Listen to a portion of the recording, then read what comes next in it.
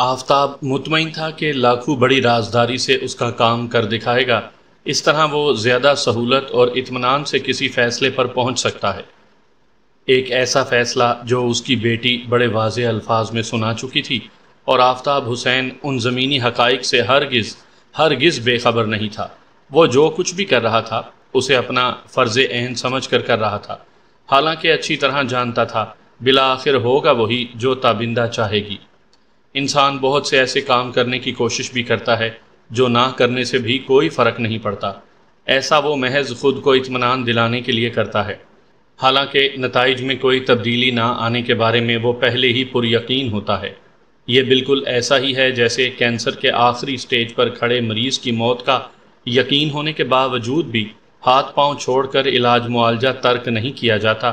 امید کے دامن اور یقین کی ڈور کو آخری سانس تک تھامے رکھنے کا نام انسانیت ہے۔ پتہ نہیں ہم میں سے کتنے انسانیت کی اس معراج کو پہنچتے ہیں، واقعی پتہ نہیں۔ جیسے شہر میں انسان کی عزت اور احترام اس کی دولت اور معاشرتی مقام کے حساب سے ہوتی ہے، ویسے ہی گوٹھ، گاؤں، دیہات میں یہ دیکھا جاتا ہے کہ کس کے پاس کتنی زمین اور دیگر جائیداد وغیرہ ہے۔ ایک سچے، مخلص، ایماندار اور نیک شخص کو کہیں بھی وہ درجہ نہیں دیا جاتا جس کا وہ استحقاق رکھتا ہو۔ میں نے انسان کے بارے میں فی زمانہ انسان کے رویے کی بات کی ہے، اور عموماً جیسا نظر آ رہا ہو حقائق اس سے بہت مختلف ہوتے ہیں، لہٰذا خوش اخلاق، ایماندار، مخلص اور نیک لوگوں کو دل چھوٹا کرنے کی چنداں ضرورت نہیں۔ میرپور خاص کے دیہات میں وسیم لاکھو کی بنسبت زیادہ مقام اور مرتبہ رکھتا تھا، لہٰذا روایت کی پاسداری کرتے ہوئے اسی روز شام میں لاکھو وسیم سے ملنے اس کے فلیٹ پر پہنچ گیا۔ پھر اس نے تمام ماجرا وسیم کو کہہ سنایا۔ وسیم اس کی کتھا سننے کے بعد گہری سوچ میں ڈوب گیا۔ پھر اس نے گھمبیر آواز میں لاکھو سے استفسار کیا، ٹھیک ہے، بتاؤ اس صورتحال میں تم کیا کرو گے؟ جو سائیں کا حکم، وہ مخصوص انداز میں ہاتھ جوڑتے ہوئے بولا۔ آئندہ 10 منٹ میں وسیم نے لاکھو کو اپنے اسپیشل حکم کی تفصیل سے آگاہ کر دیا۔ اس دوران وہ معنی خیز انداز میں سر کو اثباتی جنبش دیتا رہا۔ اس ملاقات کے اختتام پر وسیم نے اپنی جیب سے کچھ رقم نکال کر لاکھو کے پھیلے ہوئے ہاتھ پر رکھ دی اور کہا، آفتاب حسین کو یہ شک نہیں ہونا چاہیے کہ تم نے اپنا قبلہ پھیر لیا ہے۔ میں آئندہ بھی گاہے بگاہے تمہارا خیال رکھا کروں گا۔ جب بھی کوئی ضرورت ہو تم میرے پاس آ سکتے ہو۔ بڑی مہربانی سائیں کی، وہ ممنونیت بھرے لہجے میں بولا، پھر بڑی ہوشیاری سے بات کو آگے بڑھاتے ہوئے کہنے لگا، چند روز بعد مجھے گاؤں جانا ہے، آپ نے کراچی والا مسئلہ تو حل کر دیا، ادھر گاؤں؟ وہ دانستہ جملہ ادھورا چھوڑ کر حاجت بھری نظر سے وسیم کو تکنے لگا۔ وسیم کو اس کی نیت بھانپنے میں کسی قسم کی دشواری محسوس نہیں ہوئی، وہ فوراً سے پیشتر لاکھو کے اشارے کو سمجھ گیا۔ کراچی والے مسئلے سے اس کی مراد یہ تھی کہ وسیم نے اسے جو رقم دی تھی وہ آفتاب حسین کو بے وقوف بنانے کی مد میں تھی۔ اب وہ یہ چاہتا تھا کہ اسے کچھ اور رقم بھی ملنی چاہیے تاکہ وہ وسیم کو اس کی شادی اس کے خاندان والوں سے پوشیدہ رکھے۔ لاکھو وسیم کے فیملی بیک گراؤنڈ سے اچھی طرح واقف تھا، اس لیے وہ وسیم کی کمزوری سے کھیلنے کی کوشش میں تھا۔ دوسری جانب بھی کانٹے کا کھلاڑی تھا۔ اس نے دو ٹوک اور تحکمانہ انداز میں کہہ دیا، فی الحال تم اسی پر گزارا کرو، جب یہ شادی ہو جائے گی تو میں تمہیں اور بھی نوازوں گا، اس سلسلے میں تمہیں فکر کرنے کی ضرورت نہیں ہے۔ لاکھو نے وسیم کے وعدے پر یقین کر لیا اور اسے یقین بھی دلا دیا کہ وہ اس کی ہدایت پر پوری طرح عمل کرے گا۔ آفتاب حسین کو شیشے میں اتارنے کے ساتھ ساتھ وہ اس بات کا بھی خاص خیال رکھے گا کہ وسیم کے گھر والوں کو اس شادی کے بارے میں معمولی سا بھی شک نہ ہو۔ آئندہ ملاقات میں لاکھو نے اپنا کام کر دکھایا۔ آفتاب حسین کو رپورٹ پیش کرتے ہوئے اس نے تسلی آمیز لہجے میں کہا، سائیں، آپ آنکھیں بند کر کے یہ شادی کر ڈالو، انشاءاللہ کوئی مسئلہ نہیں اٹھے گا، میں نے پوری تحقیق کر لی ہے۔ کچھ مجھے بھی تو بتاؤ۔ آفتاب حسین کی بے قراری دیکھنے سے تعلق رکھتی تھی۔ لاکھو نے سوچے سمجھے منصوبے کے تحت کہا، ہمارے علاقے کی جو روایات ہیں ان سے تو آپ اچھی طرح واقف ہوں سائیں۔ یہ سچ ہے کہ ہمارے ہاں پہلی شادی خاندان ہی میں کی جاتی ہے اور والدین اس شادی میں پوری طرح شریک ہوتے ہیں، لیکن میری چھان بین سے 2-3 ایسے کیس بھی سامنے آئے ہیں کہ جب کسی نے روایت کو توڑتے ہوئے خاندان سے باہر شادی کر لی، کچھ عرصے تک اس شخص کے والدین سے ناراضگی اور بائیکاٹ رہا، لیکن رفتہ رفتہ یہ غصہ اور خفگی جاتی رہی، اور نہ صرف یہ کہ اس شخص کو واپس خاندان میں داخل کر لیا گیا بلکہ اس کی بیوی کو بھی باقاعدہ بہو کا درجہ دیا گیا۔ ایک زندہ مثال تو وسیم کے کزن ہی کی ہے۔ وہ لمحے بھر کو سانس لینے کے لیے متوقف ہوا، پھر اضافہ کرتے ہوئے بولا، وسیم کا تایا زاد ریاض احمد کافی عرصے سے یورپ گیا ہوا تھا اور پھر اس نے وہیں ایک گوری سے شادی کر لی۔ ماں باپ تک یہ خبر پہنچی تو انہوں نے بہت شور مچایا۔ ریاض ثابت قدمی سے والدین کی مخالفت کے سامنے ڈٹا رہا۔ آخرکار والدین کو ہی ہار ماننا پڑی۔ یہ ریاض اپنی بیوی کو لے کر گاؤں پہنچا تو سب کے چہروں پر خفگی پلک جھپکتے میں ڈھل گئی۔ آج کل ریاض اپنی انگریز بیوی کے ساتھ یورپ ہی میں رہتا ہے۔ وہ لوگ صرف گرمیوں کے موسم میں مہینے 2 مہینے کے لیے یہاں آتے ہیں۔ پچھلے دنوں وہ دونوں آئے ہوئے تھے، پھر واپس چلے گئے، اور جہاں تک وسیم کے والدین کا تعلق ہے، وہ ایک مرتبہ پھر ڈرامائی انداز میں متوقف ہوا، پھر اپنی بات کا خاتمہ کرتے ہوئے بولا، وہ تو ریاض احمد کے ماں باپ کی بنسبت بہت ٹھنڈے دماغ کے ہیں۔ جب ریاض کے والدین نے اپنے بیٹے کی خطا کو معاف کر دیا تو پھر وسیم کا تو کوئی مسئلہ ہی نہیں ہے۔ آپ بے دھڑک ہو کر بسم اللہ کرو آفتاب سائیں۔ لاکھو کی اس ماہرانہ اور تحقیقاتی رپورٹ کے بعد وہ واقعی مطمئن ہو گیا۔ پھر بڑے دوستانہ انداز میں اس نے کہا، لاکھو، اب تم شادی والے اس راز میں برابر کے شریک ہو چکے ہو، مجھ پر ایک مہربانی کرنا، اس کے لیے میں عمر بھر تمہارا احسان مند رہوں گا۔ کیسی مہربانی آفتاب سائیں؟ لاکھو یکدم انجان بن گیا، حالانکہ وہ آفتاب کی بات کا مطلب اچھی طرح سمجھ رہا تھا۔ آفتاب نے دھیمی آواز میں کہا، میرے اس راز کو تم اپنے سینے میں دفن رکھنا۔ شادی کے ہو جانے تک، جب تک حالات ٹھیک نہیں ہو جاتے، شادی کی خبر وسیم کے گھر تک نہیں پہنچنی چاہیے۔ یہ بھی کوئی بتانے کی بات ہے سائیں، لاکھو نے بڑی اپنائیت سے کہا۔ آپ اس سلسلے میں بالکل بے فکر ہو جاؤ سائیں، میری طرف سے ذرا سی آواز نہیں نکلے گی۔ بات ختم کرتے ہی اس نے ایسی نظر سے آفتاب حسین کو دیکھا جیسے اس رازداری کے عوض میں وہ کوئی امید لگائے بیٹھا ہو۔ آفتاب اس کی نگاہ کو پہچان گیا، جلدی سے بولا، تم فکر نہ کرو لاکھو، میں محکمے کے اندر اور باہر تمہارا خاص خیال رکھوں گا۔ بڑی مہربانی سائیں کی۔ لاکھو نے زیر لب مسکراتے ہوئے اس کا شکریہ ادا کیا۔ لاکھو نہایت ہی تیز ترار اور موقع پرست انسان تھا۔ وہ ایک ہی تیر سے کئی شکار کرنے میں مہارت رکھتا تھا، اور یہ پروجیکٹ تو بیٹھے بٹھائے خود اپنے قدموں سے چل کر اس کے پاس آ گیا تھا، پھر وہ اس سے کیوں کر فائدہ نہ اٹھاتا۔ وہ دونوں دھڑوں کو کند استرے سے مونڈنے کے موڈ میں دکھائی دیتا تھا۔ قصہ مختصر یہ کہ تابندہ اور وسیم کی شادی نہایت ہی پرسکون ماحول میں ہو گئی، جس میں وسیم کی فیملی کے کسی ممبر نے شرکت نہیں کی۔ یہ اگرچہ ایک خلاف معمول بات تھی، لیکن لوگوں کے سوالات کے جواب میں کہنے کے لیے باہمی رضامندی سے پہلے سے بہت کچھ طے کر لیا گیا تھا، لہٰذا کسی خواری کا سامنا ہوا اور نہ ہی کوئی بدمزگی پیدا ہوئی۔ ویسے بھی آفتاب حسین کے زیادہ رشتہ دار موجود نہیں تھے، اس لیے بھی سب کچھ خوش اسلوبی سے نمٹ گیا۔ ایسے مواقعوں پر سب سے زیادہ فتنہ پروری قریبی رشتہ دار ہی جگاتے ہیں۔ شادی کے بعد وسیم نے تابندہ کو طارق روڈ والے فلیٹ میں ہی رکھا۔ یہ اس رہائشی عمارت میں پہلی فیملی آباد ہوئی تھی۔ دیگر مکینوں پر چونکہ وسیم کا خاصا روبداب تھا، اس لیے وسیم چھڑوں کے بیچ رہائش اختیار کرنے میں کوئی مذائقہ نہیں سمجھتا تھا۔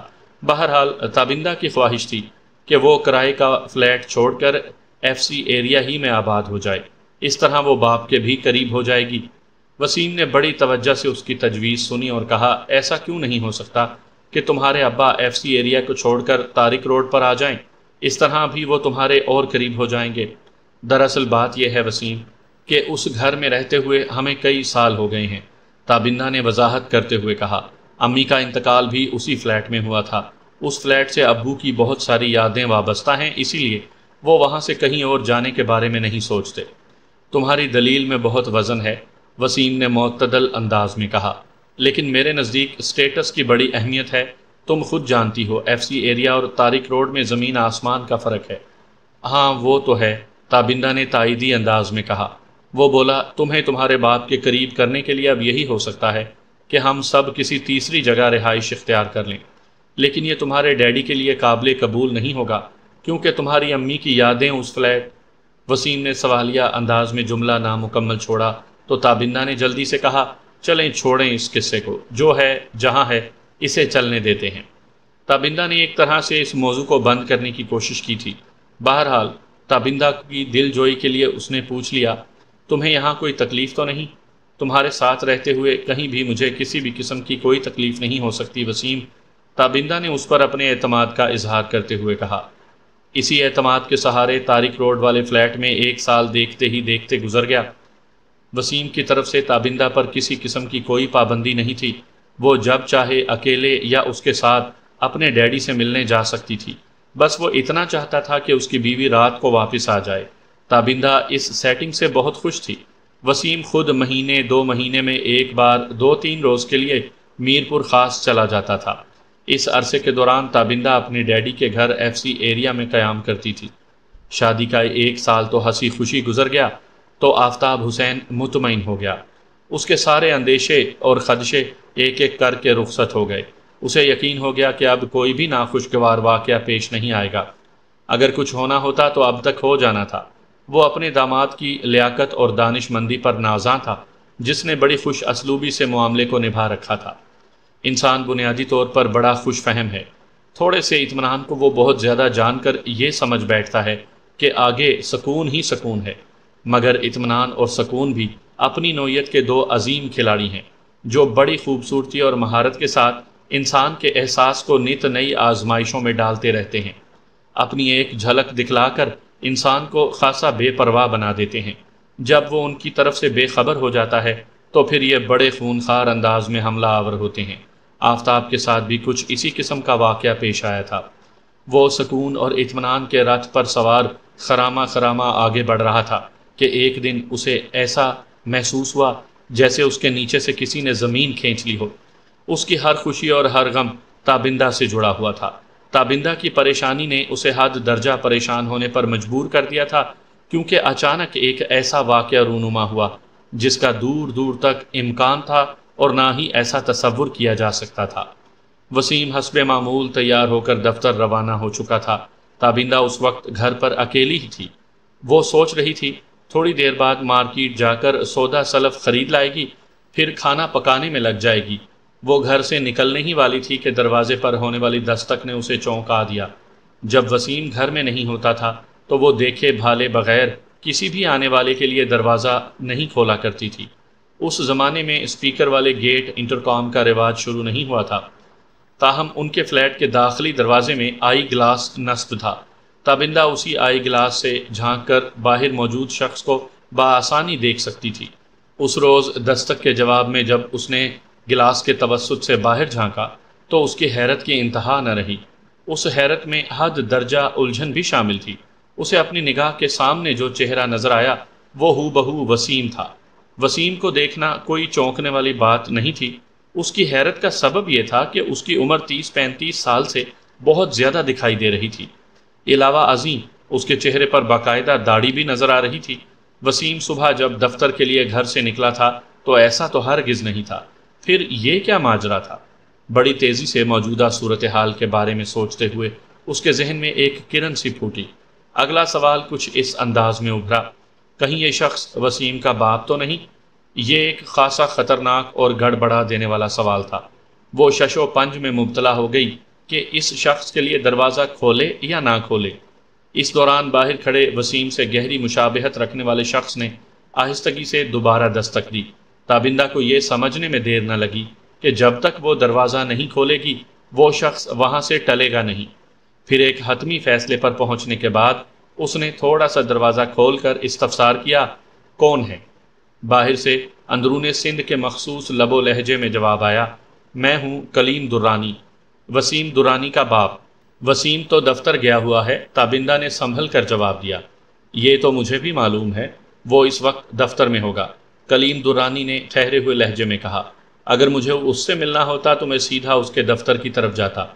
میں خاص طور پر تم سے ملنے آیا ہوں، تم تابندہ بی بی ہو نا؟ سسر کے اس استفسار نے تابندہ پر واضح کر دیا کہ ان کی شادی کی کہانی کراچی کی فضاؤں سے پرواز کر کے میرپور خاص کے گاؤں تک پہنچ چکی ہے۔ اس حقیقت کے آشکار ہوتے ہی وہ گھبرا گئی تھی، لیکن پھر فوراً ہی اس نے خود کو سنبھال لیا۔ وہ بنیادی طور پر ایک حقیقت پسند عورت تھی، اتنا جانتی تھی ایک نہ ایک روز اس سچویشن سے اس کا پالا ضرور پڑے گا۔ اس نے کافی سوچ بچار کے بعد فیصلہ کیا کہ وہ اپنے سسر کو ویلکم کہے گی۔ اس سے قبل کہ وہ دروازہ کھولتی اس کے سسر نے الجھن زدہ انداز میں پوچھ لیا، تم نے میرے سوال کا جواب نہیں دیا۔ جواب دینے کے بجائے اس نے دروازہ پورا کھول دیا اور نہایت ہی مہذب انداز میں بولی، انکل آپ اندر تشریف لے آئیں، یہ آپ کے بیٹے کا گھر ہے اور میں آپ کی بہو تابندہ ہوں۔ کلیم درانی ایک لفظ ادا کیے بغیر فلیٹ کے اندر داخل ہو گیا۔ وہ آگے پیچھے چلتے ہوئے ڈرائنگ روم تک پہنچ گئے۔ تابندہ گہرے تذبذب کا شکار تھی کہ اچانک پتہ نہیں کون سا طوفان اٹھ کھڑا ہو، لیکن ایسا کچھ بھی پیش نہ آیا۔ کلیم بے حد سنجیدہ اور سوچ میں ڈوبا ہوا نظر آ رہا تھا۔ ایک صوفے پر بیٹھنے کے بعد اس نے اسپاٹ انداز میں تابندہ سے کہا، تم فوراً وسیم کو فون کرو اور اسے بتاؤ کہ میں آیا ہوں، وہ جتنی جلدی ممکن ہو یہاں چلا آئے۔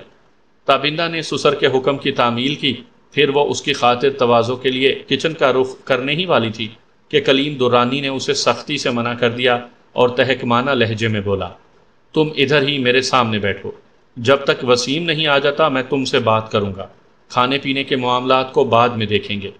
تابندہ متعاملانہ انداز میں کلیم درانی کے سامنے دوسرے صوفے پر بیٹھ گئی۔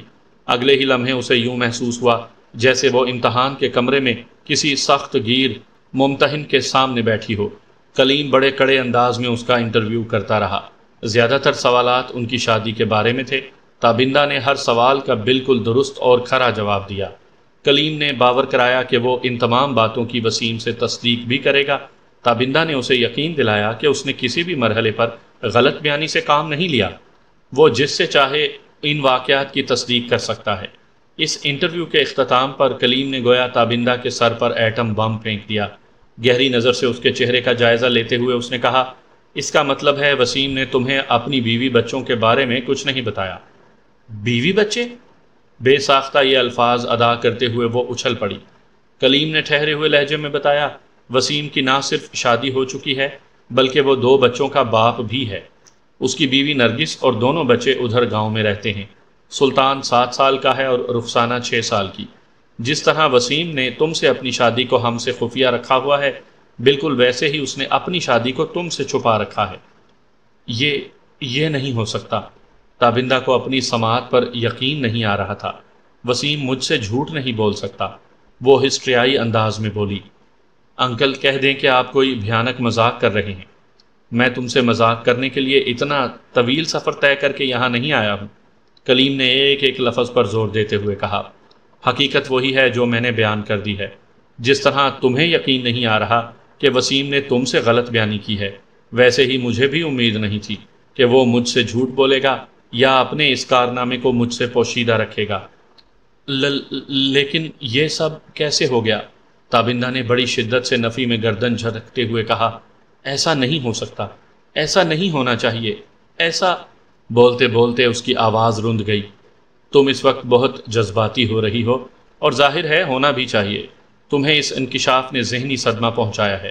وہ ٹھہرے ہوئے اور رسانیت بھرے لہجے میں بولا، لیکن تمہیں اپنے ذہن کو زیادہ الجھانے کی ضرورت نہیں۔ وسیم یہاں آ رہا ہے، ابھی تمہارے سامنے دودھ کا دودھ اور پانی کا پانی ہو جائے گا۔ تابندہ منہ سے کچھ نہ بولی، بس اپنی گردن کو نفی میں جھٹکتی رہی۔ شادی کا 1 سال گزر جانے کے بعد وہ ذہنی اور قلبی طور پر مطمئن ہو گئی تھی۔ پہلے صرف یہ دھڑکا تھا کہ جب وسیم کے گھر والوں کو ان کی شادی کا علم ہوگا تو ایک ہنگامہ اٹھ کھڑا ہوگا۔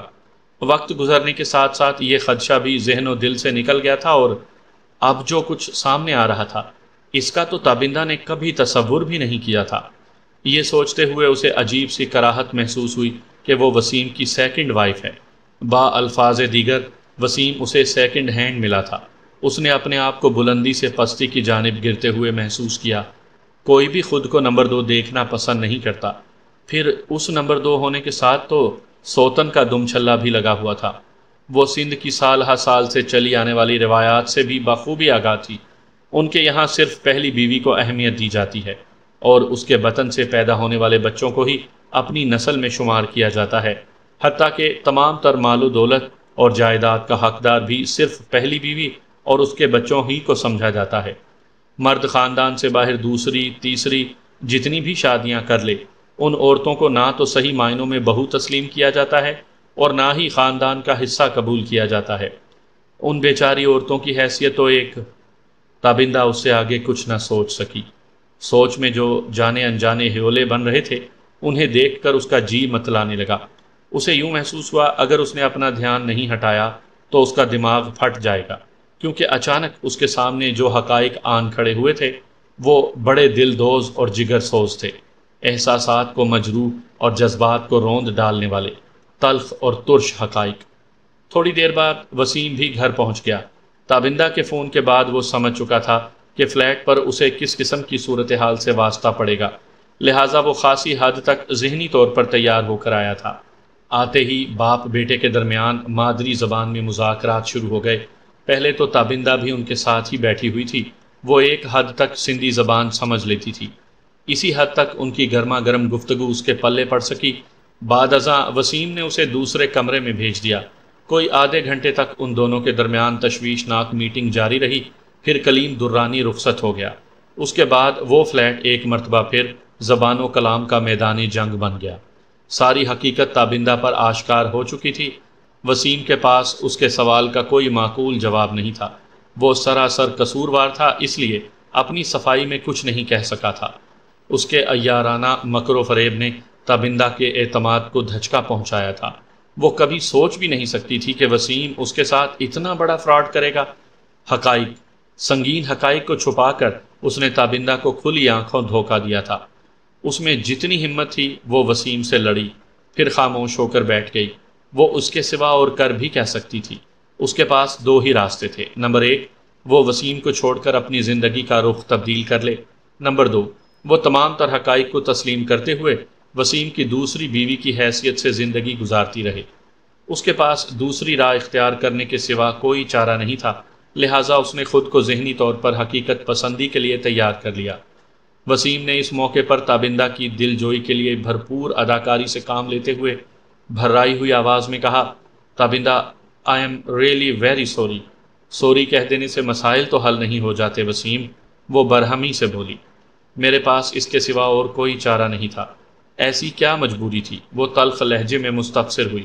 اگر میں تمہیں بتا دیتا کہ میں شادی شدہ ہوں تو تم کبھی میری طرف نہ بڑھتی تو اچھا ہی ہوتا نا، میں دھوکہ تو نہ کھاتی، وہ احتجاجی لہجے میں بولی۔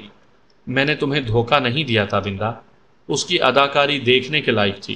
تابندہ چڑ گئی۔ دھوکہ نہیں دیا تو کیا پھولوں کا ہار پہنایا ہے؟ میں نے جو کچھ بھی کیا ہے تمہاری محبت میں کیا ہے۔ محبت کا فراڈ اور جھوٹ سے کوئی تعلق نہیں ہوتا، وہ ابھی تک بفری ہوئی تھی۔ وسیم نے بڑے جذباتی لہجے میں کہا، میں تمہاری بات کو رد نہیں کروں گا، لیکن تمہیں یہ بھی تو پتا ہوگا کہ محبت اور جنگ میں ہر حربہ جائز ہو جاتا ہے۔ تابندہ الجھن بھری حیرت سے اس کا منہ دیکھنے لگی۔ وہ اپنی کامیاب اداکاری کو جاری رکھتے ہوئے بولا، میں نے بھی تمہیں جیتنے، تمہیں پانے کے لیے جھوٹ کا سہارا لیا ہے۔ تم اسے میدان محبت میں استعمال کیے جانے والا ایک جائز حربہ سمجھ لو۔ اگر میں حقیقت کو تم سے نہ چھپاتا تو پھر تمہارا حصول ممکن نہیں تھا، اور تمہارے بغیر میں زندگی کو ایسا ہی سمجھتا ہوں جیسے روح کے بنا جسم، راگ کے بغیر راگنی اور خوشبو سے خالی پھول۔ وہ لمحے بھر کے لیے متوقف ہوا، پھر اسی جذباتی بھرائی ہوئی آواز میں اضافہ کرتے ہوئے بولا، تابندہ، نرگس سے شادی خاندانی جبر کا نتیجہ ہے۔ میں اپنی خاندانی روایات کے سامنے مجبور تھا، لیکن جب تمہیں دیکھا تو پہلی مرتبہ مجھے یہ احساس ہوا کہ مجھے تمہاری ہی تلاش تھی۔ تمہارے بغیر میرے دن بے نور اور راتیں بے کیف تھیں۔ اگر تم مجھے نہ ملتی تو میں اس لولی لنگڑی زندگی کے ہاتھوں گھٹ گھٹ کر مر جاتا۔ اسی لمحے میں نے فیصلہ کر لیا کہ تمہیں ہر قیمت اور ہر صورت میں حاصل کر کے رہوں گا، چاہے اس کے لیے مجھے کتنا بھی سنگین قدم کیوں نہ اٹھانا پڑے۔ اور تم نے مجھے حاصل کرنے کے لیے جھوٹ جیسا سنگین قدم اٹھایا۔ میں اپنی محبت کو حاصل کرنے کے لیے کسی کی جان بھی لے سکتا تھا، وہ پوری صفاقی سے بولا۔ تابندہ سناٹے میں رہ گئی۔ وسیم ان لمحات میں خاصا جنونی ہو رہا تھا۔ اگرچہ وہ جو کچھ بھی کہہ رہا تھا وہ انتہائی خطرناک تھا، لیکن تابندہ کو جانے کیوں اس کا یہ سنگین دعویٰ اچھا لگا۔ ہر انسان چاہے جانے کی خواہش رکھتا ہے، اور کوئی اس کی چاہت میں مرنے مارنے کی صورتحال پیدا کرنے پر آمادہ ہو، یہ احساس ایک لذت آمیز اور نشاط انگیز فخر کو جنم دیتا ہے۔ ایسے ہی موقع پر اپنی اہمیت کا اندازہ ہونے لگتا ہے، اور یہ اہمیت اگر صنف مخالف کی طرف سے مل رہی ہو تو کیف و سرور کا لطف دوبالا ہو جاتا ہے۔ چاہے جانے کی فطری تمنا تابندہ کو بھی تھی، چنانچہ وسیم کا وحشت بھرا دعویٰ اسے بہت اچھا محسوس ہوا۔ اس پر موجودہ صورتحال نے بھی گہرے اثرات مرتب کر رکھے تھے، لہٰذا وہ قدرے نرم انداز میں وسیم سے مستفسر ہوئی، تمہاری وجہ سے میں بیٹھے بٹھائے ایک مصیبت میں گرفتار ہو گئی ہوں۔ تمہارے والد صاحب بڑے غصے میں گئے ہیں، پتہ نہیں وہ وہاں جا کر کون سی قیامت ڈھائیں گے۔ میرے ہوتے ہوئے تمہیں پریشان ہونے کی ضرورت نہیں، وہ تسلی آمیز لہجے میں بولا، میں سب سنبھال لوں گا۔ ادھر جو بھی ہوگا مجھے اس کی قطعاً کوئی پرواہ نہیں۔ نرگس کو اگر میری دوسری شادی سے کچھ زیادہ ہی تکلیف ہوگی تو وہ اپنا راستہ الگ کر لے، میں اسے طلاق دینے کے لیے تیار ہوں۔ اتنی بڑی بات تم کتنی آسانی سے کہہ رہے ہو وسیم؟ تابندہ نے تعجب خیز نظر سے اسے دیکھا۔ اس طرح تو ایک دن تم مجھے بھی… وہ اس سے آگے کچھ نہ بول سکی۔ وسیم نے اس کے لبوں پر اپنی ہتھیلی کا قفل ڈال دیا تھا۔ اس کے لب تھر تھرا کر بھینچ گئے۔ وہ ہراساں نظر سے اپنے شوہر نامدار کو دیکھتی چلی گئی۔ وسیم نے دھیرے سے اس کے ہونٹوں کو اپنے ہاتھ کی گرفت سے آزاد کرتے ہوئے نہایت ہی جذباتی لہجے میں کہا، آئندہ کبھی اپنی زبان سے ایسے الفاظ نہ نکالنا۔ تم تصور بھی نہیں کر سکتی ہو میں کس دیوانگی کی حد تک تمہیں چاہتا ہوں۔ میں تمہاری خاطر کسی رشتے کو کیا، اپنے جسم کا کوئی بھی حصہ کاٹ کر پھینک سکتا ہوں۔ ہم ایک ساتھ جئیں گے، ایک ساتھ مریں گے۔ دنیا کی کوئی طاقت ہمیں ایک دوسرے سے الگ نہیں کر سکتی۔